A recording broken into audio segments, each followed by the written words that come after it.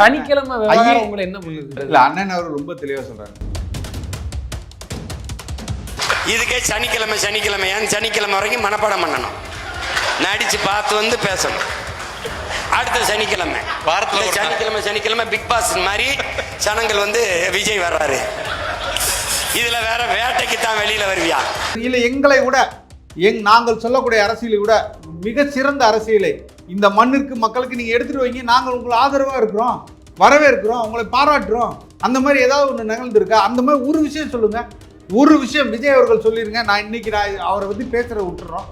கேவலமாக ரொம்ப கீழ்த்தனமாக ஒரு அரசியலை திருப்பி இந்த மண்ணில் கொண்டு வந்து நிற்கும் போது அதை வேரோடு மண்ணா ஒழிக்கணுமா இல்லையா? பிள்ளைங்கள்லாம் ஸ்கூலுக்கு போகாமல் இருக்கும், அவரை பார்க்க வர்ற கூட்டம் வரும், என்ன பள்ளி பிள்ளைகளெல்லாம் கூட்டிகிட்டு வரணும், அவங்களுக்கு லீவு கிடைக்காது, சனிக்கிழமை ஆனால் கூட்டிகிட்டு வருவாங்க. இல்லை அங்கே இருக்கிற மக்கள் எல்லாம் அன்றைக்கி வந்து ஓய்வாக இருக்கும்போது இந்த கூட்டத்தை காமிக்கலாம், சனிக்கிழமை வந்தால் எனக்கு ஒரு பெரிய கூட்டம் வருது பாருங்க அப்படின்னு காமிக்கிறதுக்காக தான் தவிர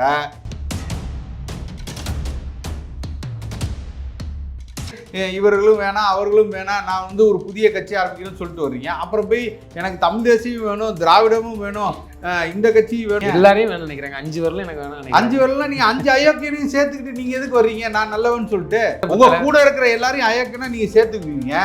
இப்ப சேர்த்துக்குவேன், வாக்கு பெற்றதுக்கு அப்புறம் இவங்கெல்லாம் நல்லவனா புரிதனா மாறிடுவாங்களா உங்களோட? அதை நம்பி நாங்க எல்லாம் உங்களுக்கு வாக்கு போடணுமா? இது என்ன பார்த்தா பைத்தியக்கார மாதிரி இருக்குங்கிறீங்க. அப்படிதான் இருக்கு.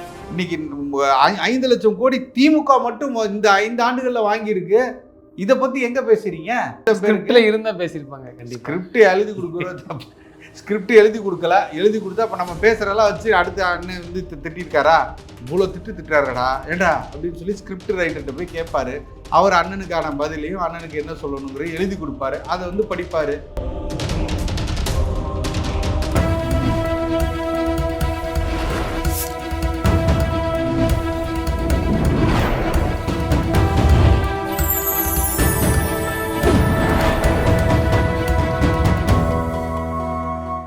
சேனல் 5 தமிழ் நேயர்களுக்கு வணக்கம். இன்றைய நேர்காணலில் நம்மோடு பேசியிருப்பது நாம் தமிழர் கட்சியின் மாநில ஒருங்கிணைப்பாளர் சசிகுமார் தங்கவேல் அவர்கள். சார் வணக்கம். சார் வணக்கம்.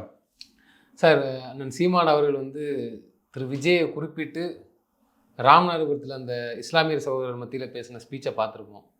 நாளைக்கு அவரது பயணம் தொடங்குது.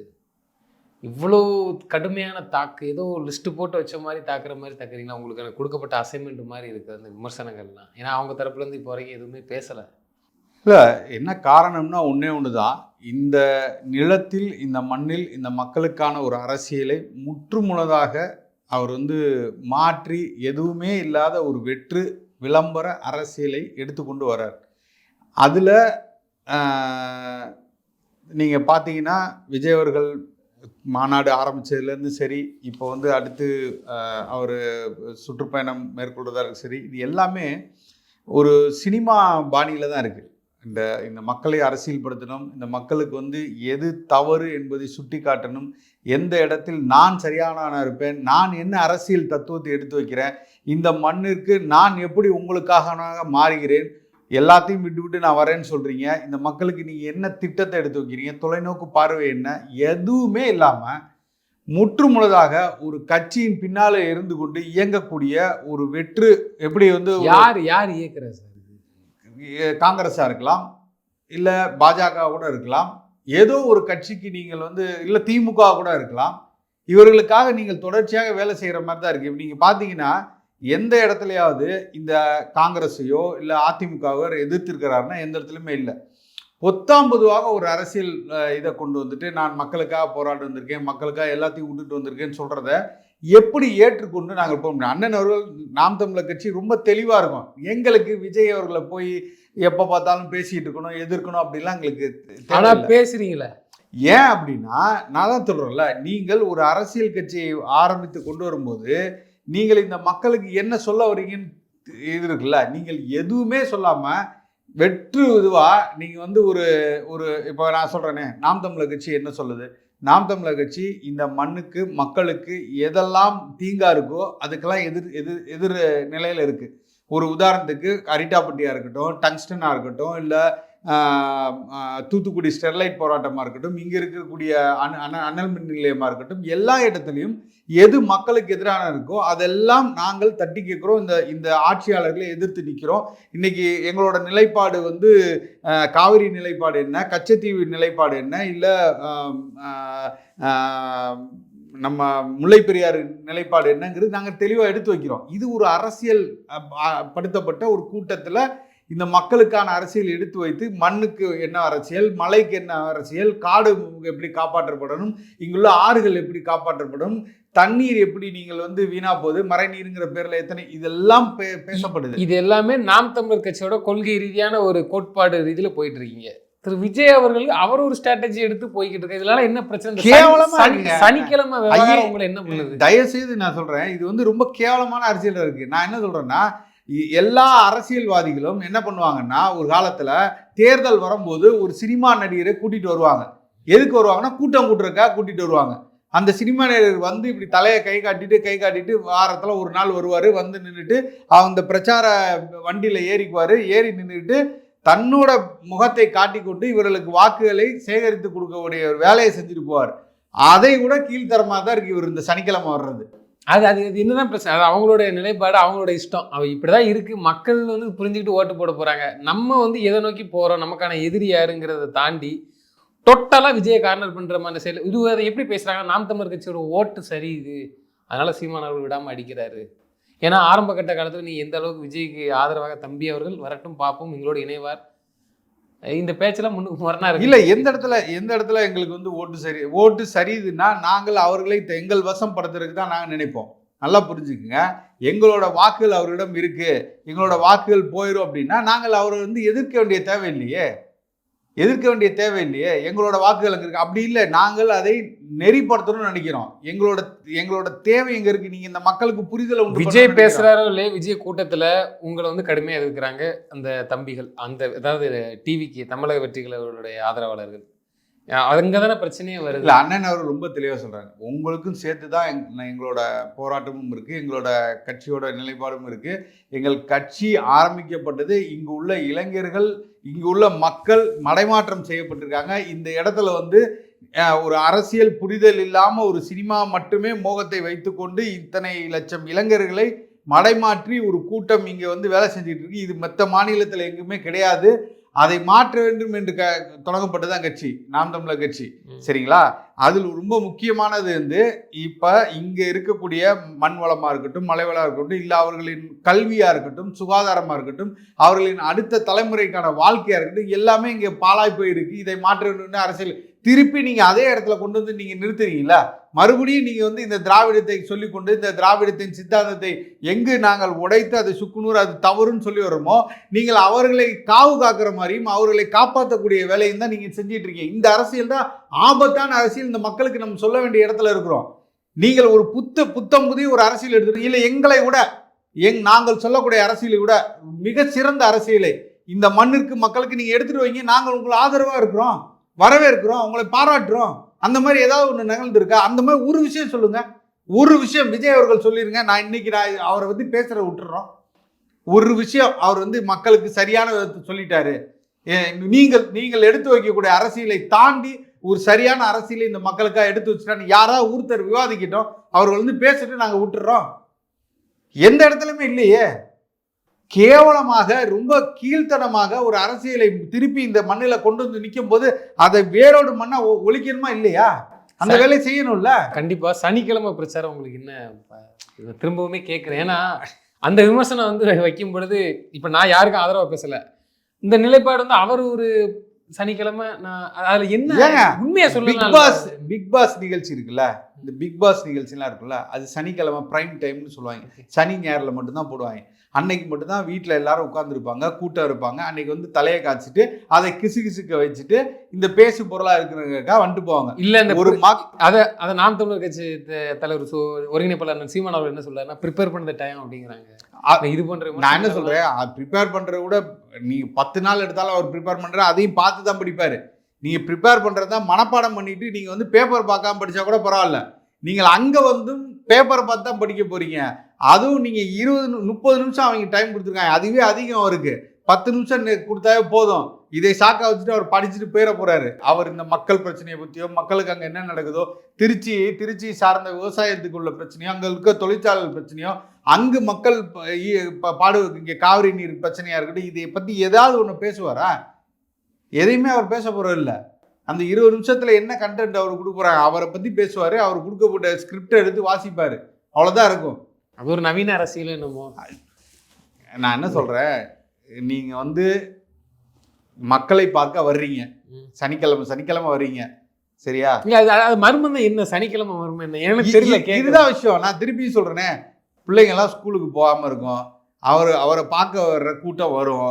என்ன, பள்ளி பிள்ளைகள் எல்லாம் கூட்டிகிட்டு வரணும், அவங்களுக்கு லீவு கிடைக்காது, சனிக்கிழமை ஆனால் கூட்டிகிட்டு வருவாங்க. இல்லை அங்கே இருக்கிற மக்கள் எல்லாம் அன்றைக்கி வந்து ஓய்வாக இருக்கும்போது இந்த கூட்டத்தை காமிக்கலாம், சனிக்கிழமை வந்தால் எனக்கு ஒரு பெரிய கூட்டம் வருது பாருங்க அப்படின்னு காமிக்கிறதுக்காக தான் தவிர, மித்தபடி இவர் மக்களை சந்தித்து மக்களின் குறைகளை கேட்டு மக்களின் வாழ்வாதாரத்தை மாற்றக்கூடிய திட்டங்களெல்லாம் அறிவித்து அப்படிலாம் பண்ண போகிற எதுவுமே கிடையாது. இந்த மாதிரி ஏதாவது ஒன்று பேசுவாரா? ஒன்றுமே கிடையாது. டிசம்பர் மாதம் வரைக்கும் தன்னை வந்து லைம்லைட்லேயே வச்சுக்கணும், தன்னை பற்றி ஒரு பேசு பொருளாக இருக்கணும் அப்படிங்கிற ஒரு காரணமாக தவிர வேறு எந்த காரணமும் கிடையாது. ஆனால் நான் மறுபடியும் சொல்கிறேன், இது அவருக்கே பின்விளையை தான் ஏற்படுத்தும். ஏன் நான் சொல்கிறேன்னா, நீங்கள் ஒரு கூட்டம் பெரிய மாநாடு போட்டு அங்கே லட்சக்கணக்கில் மக்கள் வந்தாங்கங்கும் போதே உங்களால் சமாளிக்க முடியல. நீங்கள் ரோட் ஷோ மாதிரி வர்றீங்க, நீங்கள் வந்து ஒரு பொதுக்கூட்டம் முதல் தடவையாக நடத்துகிறீங்க, பொது இடத்துல பப்ளிக் இடத்துல நீங்கள் உள்ளே வந்து நிற்க போகிறீங்க. ஏற்கனவே ஏறி குதிச்சவனுக்கு நீங்கள் கிரீஸ் தடவியே ஒன்றும் பண்ண முடியல. அவன் எல்லாத்தையும் தொடச்சிட்டு மேலே ஏறி வந்தான். இன்னைக்கு அவனே உடம்பு ஃபுல்லாக கிரீஸை தடவிட்டு மேலே வந்து நிற்பான். அவங்க பாடி கார்ட்ஸ்னால பிடிக்க முடியாத இடத்துக்கு தான் வருவீங்க. அந்த இடத்துல தான் வருவான். அதை எப்படி பாக்குறீங்க? அது விஜய்க்கான ஒரு கூட்டம், ஒரு அரசியல் இதுதானே, அப்படித்தானே அதை பார்க்கணும் நம்ம. அதையுமே நான் திருப்பி சொல்றேங்க. இப்போ நான் சவால் விடுறேன், நீங்க டிசம்பர் மாதத்துக்கு வச்சுக்கோங்க. எத்தனை மாதம்? செப்டம்பர், அக்டோபர், நவம்பர், டிசம்பர், 4 மாதம் இருக்கு, 120 நாள் இருக்கு. தொடர்ச்சியாக 30 நாட்கள் அவர் மக்கள் கண்ணில் பட்டான அடைச்ச இதானா இவ்வளோதானா அப்படின்ட்டு காலி பண்ணி அவர் டிசம்பர் மாதத்தோட ஒதுங்குறாரா இல்லைன்னு பாருங்க. டிசம்பர் மாதம் கூட வரைக்கும் வராது. அண்ணாமலை அவர்கள் இதே மாதிரி ஒரு ஸ்ட்ராட்டஜியை கையில் எடுத்தார். அவர்னால அது நடைபயணம்னு நினைச்சு போனார். அதுவே அங்கே ஃபெயிலியர் ஆயிடுச்சு. பாதியோடு நிறுத்திட்டு வந்துட்டார், முழுசாக நடத்தலை. இல்லை முடிச்சார, முழுசாக கம்ப்ளீட் பண்ணாரு. அதோட ரிசல்ட் என்ன? போகிற இடம்லாம் ஒன்றுமே இல்லையே. அவரே தூக்கிட்டாங்களே அடுத்து. அவரே அந்த பதவியிலேருந்து நீக்கப்பட்டார் தானே, வெளியில் வந்துட்டார்ல. அப்போ நான் என்ன சொல்கிறேன், விஜய் அவர்களை பார்க்குறதுக்கு முதல்ல நடிகர்ப்பா அப்படின்னு நினைங்க. நீங்கள் ரோட்டில் அடுத்த தடவை வந்தீங்கன்னா, வா தம்பி உட்காந்து டீ சாப்பிடுப்பா அப்படின்ட்டுருவான், தோல் மேலே கை போட்டுருவான். அதுக்கப்புறம் உங்களோட இமேஜ் சுத்தமாக முடிஞ்சிடும். அதனால மாசத்துல 2 தடவை 3 தடவை சனிக்கிழமை மட்டும் காட்சி தந்துட்டு போனால் லைம்லைட்டில் இருக்கலாம் எல்லா இடத்துலையும் நினைக்கிறாரு. அது ஒருபோதும் காட்சினா ஏதோ தெய்வ காட்சி அப்படிதான் அவர் நினைக்கிறாங்க. அப்படிதான் அரசியலுங்கிறது அப்படிதான் நினைக்கிறாங்க. சினிமாவை வைத்துக்கொண்டு, அந்த மோகத்தை வைத்துக்கொண்டு நான் எல்லா வாக்குகளையும் பெற்று விடுவேன், மக்கள் எல்லாம் நான் பார்த்தோன்னே எனக்கு வாக்கு செலுத்திடுவாங்க. அவங்க எந்த அடிப்படை புரிதலும் இல்லாதவர்கள். இந்த மக்கள் வந்து ஒரு அரசியல் படுத்தப்படாத ஒரு கூட்டமாக இருக்காங்க. அவர்களுக்கு என்னை வந்து பார்த்துட்டாங்கன்னா என்னை வந்து அவர்கள் முதலமைச்சராக தேர்ந்தெடுத்துருவாங்க. எல்லா இடத்துலையும் நான் போகிற இடத்துலலாம் வர்ற கூட்டம்லாம் எனக்கு வாக்காக மாறிடும்னு நினைக்கிறாருல. இதுவே ஒரு அபத்தமானது.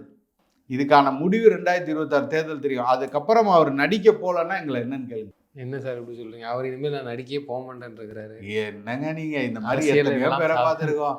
அதே ரெட் ஜெயிண்ட்ல இவர் ஒரு படத்துக்கு கமிட் ஆகி ரெட் ஜெயிண்டோட அவர் வந்து ஒரு படத்தை அடுத்து நடிக்கிறாரா இல்லையா பாருங்க. 70வது படம் விரைவில் அவர் அறிவிப்பார். டிசம்பர்லேயே கூட அறிவிக்கிறதுக்கு வாய்ப்பு இருக்கு. நிச்சயமா. இன்னொரு கேள்வி என்னன்னா, மதுரை விமான நிலையத்துக்கு தேவர் அமைப்பை சேர்ந்தவர்கள்லாம் ஐயா பசும்பொன் முத்துராமலிங்க தேவர் அவர்களது பேரை வைக்கணும். இன்னொன்று தேவேந்திர குல வேளாளர் மக்கள் சமுதாயத்தை சேர்ந்தவர்கள் தியாகி இம்மானுவேல் ஐயா அவர்களது. இது அண்ணன் சீமான் அவர்கள் நெடுஞ்செழிய பாண்டியன் சொல்லிட்டு ஒரு கருத்தை சொல்லியிருக்கிறாரு. இல்லை, அது தொடர்ச்சியாக நாங்கள் சொல்லி கொண்ட கருத்து தான் அது. ஏன்னா இருதரப்பு மக்களும் அங்கே வந்து ஒரு சமூக நல்லிணக்கத்தோடு ஒற்றுமையாக வாழக்கூடிய இடத்துல இது வந்து அவர்களுக்குள்ள ஒரு ஒரு வேற்றுமையை தூண்டுற மாதிரியும், இல்லை அவர்களுக்குள்ள ஒரு பிரச்சனையை, நல்லா இருக்கிற சமூகத்துக்குள்ள ஒரு பிரச்சனையை உண்டாக்குற மாதிரி இருக்குது. நாங்கள் எல்லாம் ரொம்ப தெளிவாக சொல்கிறோம், எல்லோரும் ஒரு தாய் மக்கள், எல்லோரும் ஒன்றாக நாம் தமிழராக ஒன்றிணைந்து வாழ்வோங்கிறது தான் எங்களோட கொள்கை. அப்படி இருக்கும்போது இதை வைத்துக்கொண்டு ஒரு அரசியல் ஆதாயம் பெறலாம், இதை வைத்து வந்து இன்னொரு சமூக மக்களை புண்படுத்தி விட்டு அதை வைத்து நம் அரசியல் செய்யலாம், லாபம் அடையலாம்னு சொல்லி அதை யார் செஞ்சிருக்கா? இப்போ திராவிடர் தான் செய்யறாங்க. எடப்பாடி பழனிசாமி அறிவிச்சாரு. 2 பேருமே தான் நான் சொல்றேன். அவங்க வாயால இப்போ வரைக்கும் சொல்லல, இப்போ வரைக்கும் வைக்கவும் இல்லை. ஆனா எடப்பாடி பழனிசாமி அவர்கள் ஒரு ஸ்டேட்மெண்ட்டே விடுறாரு, தெய்வ திருமகனார் முத்துராமலிங்க தேவர் ஐயா அவர்கள். ஏன்னா அவருக்கு வந்து ஓபிஎஸ் அவர்கள் இருக்கக்கூடிய சமூக வாக்குகள் அதிகமா இருக்கு. தென் தமிழகத்துல அவருக்கான செல்வாக்கு இருக்கு, தனக்கான செல்வாக்கு கம்மியா இருக்குன்னு அவர் நினைக்கிறாரு. நீங்க நடுநிலையுமே யோசிக்கிறீங்கல்ல, அவர் ஒரு கட்சியோட தலைவர். அந்த ஓட்டை வந்து அவர் எதிர்பார்க்கலையா, இல்ல அதை பெருசா நினைக்கலையாங்கிறது ஒரு கேள்வியா இருக்குல்ல அந்த இடத்துல. அவர் நடுநிலையா ஃபர்ஸ்ட் ஆஃப் ஆல் பார்க்கல. இல்ல அவரோட அரசியல் புரிதல் அப்படி இருக்கு. இதை சொன்னா நம்மளுக்கு அந்த சமூக மக்கள்லாம் நம்மளுக்கு வாக்களித்துருவாங்க என்று அவர் நம்புறாருன்னு நினைக்கிறேன். அப்படியாப்பட்ட சூழல் அங்க இல்ல. மக்கள் எல்லாம் இன்றைக்கு வந்து அவர்கள் கருத்து அதில் எப்படி பாக்குறீங்க? இல்ல அவரு இபிஎஸ்க்கு இதாதான் பேசுறாரு. இல்ல அவர் அந்த விமான நிலைய இதுக்கு வந்து அவரோட ஸ்டேட்மெண்ட் நீங்க பாத்திருப்பீங்கன்னு நினைக்கிறேன். இல்ல அதை எப்படி பாக்குறீங்கன்னு கேட்கல. இல்ல அதான் சொல்றேன். அவருக்கு வந்து இபிஎஸ் எதிர்க்கணும். இபிஎஸ் அவருக்கு வந்து ஒரு எதிர் இடத்துல இருக்கிறாரு. அப்போ அவர் என்னென்னலாம் பேசுறாரோ அதற்கு வந்து ஒரு முரணான ஒரு இதை கொண்டு வரணும். அவருக்கு அந்த சமூக மக்களுக்கான தலைவராக, ஒட்டுமொத்த சமூக மக்களுக்கான தலைவராக அவர் எடுத்துடக்கூடாதுங்கிறது அவரோட நிலைப்பாடாக இருக்குது. ஏன்னா அங்கு வந்து முக்குளத்தூர் சமூகம் அதிகமாக இருக்கக்கூடிய இடத்துல இவருக்கு அது வந்து ஒரு பெரிய பின்னடைவாக தான் இருக்குது. இபிஎஸ்ஸை பொறுத்த வரைக்கும் அது ஒரு பின்னடைவாக தான் இருக்குது.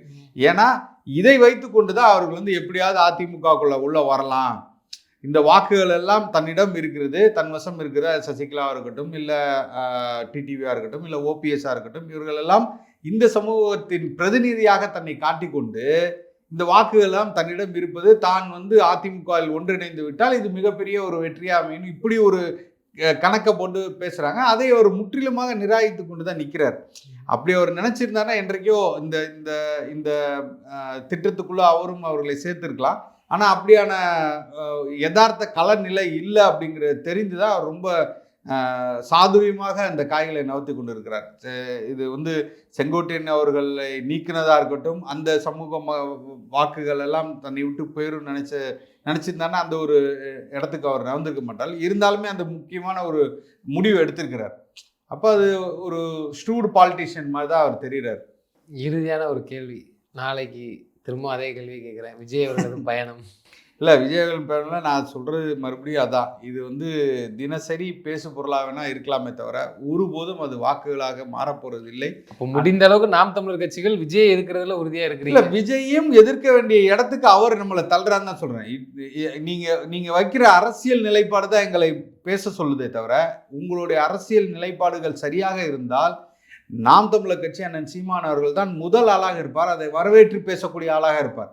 எங்களுக்கு வந்து மறுபடியும் சொல்கிறோம், அங்கே உள்ள ரசிகர்களாக இருக்கட்டும், அங்கே தொண்டர்கள் என்று சொல்லக்கூடியவராக இருக்கட்டும், நீங்கள் எல்லாம் ஒரு முறைக்கு பல முறை சிந்தித்து யோசித்து பாருங்கள். இது சரியான திசையில் அவர் உங்களை வழிநடத்தி போறாரான்னு பாருங்க. அதுதான் எங்களோட இதாக இருக்குது. இந்த அரசியல் இந்த மண்ணுக்கு சரியான அரசியலா? விஜய் அவர்கள் எடுத்து வைக்கக்கூடிய தத்துவமாக இருக்கட்டும், கொள்கையாக இருக்கட்டும், கோட்பாடாக இருக்கட்டும், இதெல்லாம் இந்த மண்ணுக்கு சரியானதா?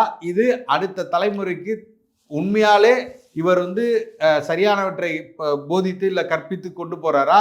இந்த மண்ணில் நடக்கக்கூடிய அட்டுழுங்களை, அராஜகங்களை எதிர்த்து தெம்பும் திராணியுமா எல்லாரையும் ஒரே பார்வையில் பார்க்குறாரான்னு நீங்கள் யோசிங்க. இன்னைக்கு வந்து திமுக எதிர்க்கிறான்னு ஒரு வார்த்தை லெவலில் சொல்லிட்டு இன்னைக்கு அதிமுக விட்டுட்டு போறாரு. அதிமுகவும் ஒரே குட்டையில் ஒரு மட்டை தானே, எல்லாம் அங்கிருந்து வந்தது தானே. இவர்கள் செய்யாத ஊழலை அவர்கள் செய்திருக்கிறார்களா? இல்லை, 2 பேரும் சரிசமமாக தான் இருக்காங்க. ஊழல்ல இருக்கட்டும், நீங்க கூட்டணியே விரும்பல, அவர் கூட்டணி விரும்புறாருங்கிறதுனால எதிரியை ஒருத்தரா நிப்பாட்டுறதுல தவறு திமுக தான் எதிரி. அப்ப இதர கட்சிகள் வரனாலும் வரலாம் அப்படிங்கிறதுல இது இல்ல. அது எப்படி நீங்க அவங்களை எப்படி ஏத்துக்குவீங்க? அதிமுக நீங்க அப்போ வந்து புனிதப்படுத்துறீங்களா?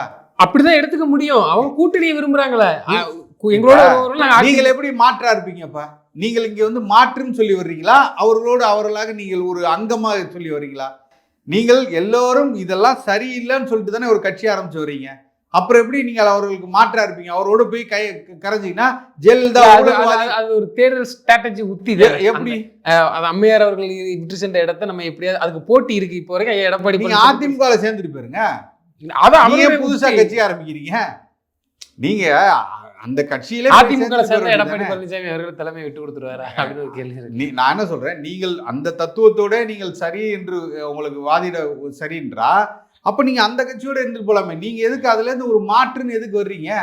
இவர்கள் எல்லாம் தவறானவர்கள் சொல்லி தானே ஒரு மாற்றா ஒரு சித்தாந்தம்னு சொல்லிட்டு இவர்களும் வேணாம் அவர்களும் வேணாம், நான் வந்து ஒரு புதிய கட்சி ஆரம்பிக்கணும்னு சொல்லிட்டு வர்றீங்க. அப்புறம் போய் எனக்கு தமிழ் தேசியம் வேணும், திராவிடமும் வேணும், இந்த கட்சி வேணும், அந்த கட்சி வேணும், இது கொள்கை, இது வந்து அரசியல் அப்படின்னு ஏன் போட்டு குழப்புறீங்க? எல்லாரையும் வேணும் நினைக்கிறாங்க. 5 வரல எனக்கு வேணாம். 5 வரலாம் நீங்க 5 அயோக்கியனையும் சேர்த்துக்கிட்டு நீங்க எதுக்கு வர்றீங்க? நான் நல்லவன் சொல்லிட்டு எம்ஜிஆர் வேற உங்க கூட இருக்கிற எல்லாரையும் அயோக்கியனா நீங்க சேர்த்துக்குவீங்க.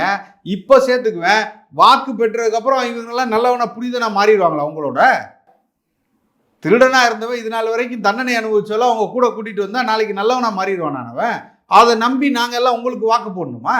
இது என்ன பார்த்தா பைத்தியக்கார மாதிரி இருக்குங்கிறீங்க. அப்படிதான் இருக்கு. அப்ப இன்னுமாடா அது நினைச்சிட்டு இருக்கீங்கன்னு சொல்லுவாங்க. அந்த மாதிரி நீங்கள் வந்து ஒட்டுமொத்தமா இந்த மக்களை பைத்தியக்காரன்னு நினைக்கிறீங்க. இந்த மக்களை எல்லாம் நீங்கள் வந்து சொல்லிட்டு வந்துட்டு எல்லாரையும் நீங்கள் வந்து நியாயப்படுத்தி எல்லாருமே சரி, நீங்க காங்கிரஸ் செய்த எதையுமே நீங்க பேச மாட்டீங்க. காங்கிரஸ் வாயே திறக்க மாட்டீங்கன்னா அப்ப என்ன காரணம்? அதுவும் வரணும்னு எதிர்பார்க்குறாங்க. அதை கூட நீங்க சேர்த்துக்கணும்னு நினைக்கிறீங்க. அப்ப அது செய்த ஊழல், அது செய்த இந்த தமிழ் மண்ணுக்கு செய்த அராஜகங்கள், இந்த மண்ணில் பல கொலைகளை பல அட்டூழியங்களை செய்த இந்த காங்கிரஸ் கட்சி உங்களுக்கு புனிதமாப்படுதா? பேசணும்ல, அதை பத்தி நீங்க விவாதிங்க. நீங்க ஈழத்தமிழர் பத்தி வாயை திறக்க மாட்டீங்களே, அங்கு நடந்த இனப்படுகொலை பத்தி பேச மாட்டீங்களே. அப்போ உங்க மேல பெரிய சந்தேகம் வருது இல்லை எங்களுக்கு. அங்கு நடத்தப்பட்ட இனப்படுகொலை பத்தி நீங்க பேசவே இல்லையே. உங்களுக்காக உலகம் எங்கும் இருக்கக்கூடிய ஈழத்தமிழ் உங்க படம் ஓடுறதுக்கு அத்தனை பேரும் காசு கொடுத்து பார்த்துருக்கான். உங்கள் படம் வெளிநாடுகளில் ஓடி இவ்வளவு பெரிய வெற்றியை பெற்றிருக்கு. அவர்களின் பங்கு அதிகம், இன்னைக்கும் இருக்காங்க. ஆனா அவர்களை பற்றி வாயை திறக்க மாட்டீங்களே. அப்ப இதெல்லாம் பெரிய சந்தேகத்தை தானே கிளப்புது. நீங்கள் எதற்காக யாருக்கு பின்னால் இருந்து இயங்கி கொண்டிருக்கிற சந்தேகம் எல்லாத்துக்கும் வருது இல்ல. இந்த தமிழ் மக்கள் எல்லாம் கேள்வி கேட்குறாங்கல்ல, அதுக்கு நீங்க பதில் சொல்லணும்ல. சும்மா நின்றுட்டு ரைட்டா ஸ்ட்ரெயிட்டா ஒயிட்டான்னு போனால் முடியுமா? அது நீங்கள் பஞ்சு டைலாக் சார். நீங்கள் படத்தில் பேசலாம், நீங்கள் யதார்த்தத்தில் இங்கே நடக்கக்கூடிய அரசியலை நீங்கள் புரிந்து கொள்ளவே இல்லையே. இங்கே எவ்வளோ பெரிய சிக்கல் இருக்குது, இங்கே மக்கள் எவ்வளோ பெரிய பிரச்சனையில் இருக்கா. இன்றைக்கி 10 லட்சம் கோடி கடனில் இருக்குது. இன்னைக்கு 5 லட்சம் கோடி திமுக மட்டும் இந்த 5 ஆண்டுகளில் வாங்கியிருக்கு. இதை பற்றி எங்கே பேசுகிறீங்க? இங்க உள்ள எழுதி கொடுக்கல. வடநாட்டுக்கார இத்தனை லட்சம் பேர் வந்துட்டான், 6 லட்சம் பேருக்கு வாக்குகள் கொடுத்துருக்காங்க. 1% பேருக்கு இருந்தா பேசியிருப்பாங்க. ஸ்கிரிப்ட் எழுதி கொடுக்குறது, ஸ்கிரிப்ட் எழுதி கொடுக்கல. எழுதி கொடுத்தா அப்ப நம்ம பேசுறதெல்லாம் வச்சு அடுத்த அண்ணன் வந்து திட்டிருக்காரா, இவ்வளவு திட்டுறாரடா ஏண்டா அப்படின்னு சொல்லி ஸ்கிரிப்ட் ரைட்டர்கிட்ட போய் கேட்பாரு. அவர் அண்ணனுக்கான பதிலையும் அண்ணனுக்கு என்ன சொல்லணுங்கிற எழுதி கொடுப்பாரு. அதை வந்து படிப்பாரு. அடுத்த வாரம் பத்திரிகையாளர்கள் அண்ணனை கேட்பீங்க. கோரிக்கை கண்டிப்பா வரக்கூடிய இதுல கூட இருக்கலாம். அண்ணன் அடுத்த தடவை கேட்பீங்க, அண்ணன் இப்படி விஜய் பேசியிருக்காரு. அண்ணன் அடுத்து 4 திட்டுவாரு. அப்புறம் அதை எடுத்து கொண்டு போய் ஸ்கிரிப்ட் ரைட்டர்கிட்ட கொடுத்து இதெல்லாம் மாற்றி கொடுங்க, இந்த தடவை தப்பாயிருச்சு எழுதி கொடுங்கன்னு. எப்படி இன்னைக்கு வந்து வெக்கப்படணுங்க. இன்னைக்கு இமானுவேல் சேகர் அவர்களுக்கு ஒரு இது நடத்துறாரு, அது வந்து போலின்னு சொல்லி வருது. அவர் வந்து அந்த மாதிரி இல்லை, இவர் வந்து அந்த புகைப்படமே அவர் பக்கத்தில் நிற்கலை அப்படின்ட்டு ஒரு அஞ்சலி செலுத்துற கூட உங்களால் வர முடியல. ஒரு விளம்பரத்துக்காக நீங்கள் கொண்டு நீங்கள் வெளியில் வாங்க ஐயா, நீங்கள் வெளியில் வாங்க.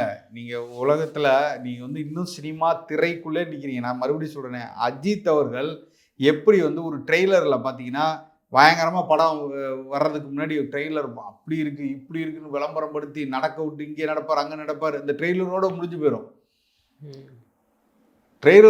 போயிடும், படம் ஃப்ளாப் ஆயிரும். ஆனால் அந்த ட்ரெய்லர் பயங்கர பில்டப்பாக இருக்கும், ரொம்ப இது பண்ண. அந்த மாதிரி இது எல்லாமே ட்ரெய்லராக தான் இருக்குது. நீங்கள் காட்டுற ட்ரெய்லர் எல்லாம் நீங்கள் ரியலாக வெளியில் வந்து நிற்கும் போது அது ஃப்ளாப் ஆகுதா இல்லையான்னு மட்டும் பாருங்கள். இந்த தொடர்ச்சியாக டிசம்பர் வரைக்கும் இல்லை, நீங்கள் அக்டோபர் நவம்பர்லேயே இது முடிவு தெரிஞ்சிடும். காத்துருங்க. நிச்சயமா சார், நீங்கள் சொன்னபடி பாப்பு வரக்கூடிய காலங்களில் தெரியும். தொடர்ந்து தங்களது கருத்துக்களை பண்ணவே நன்றி.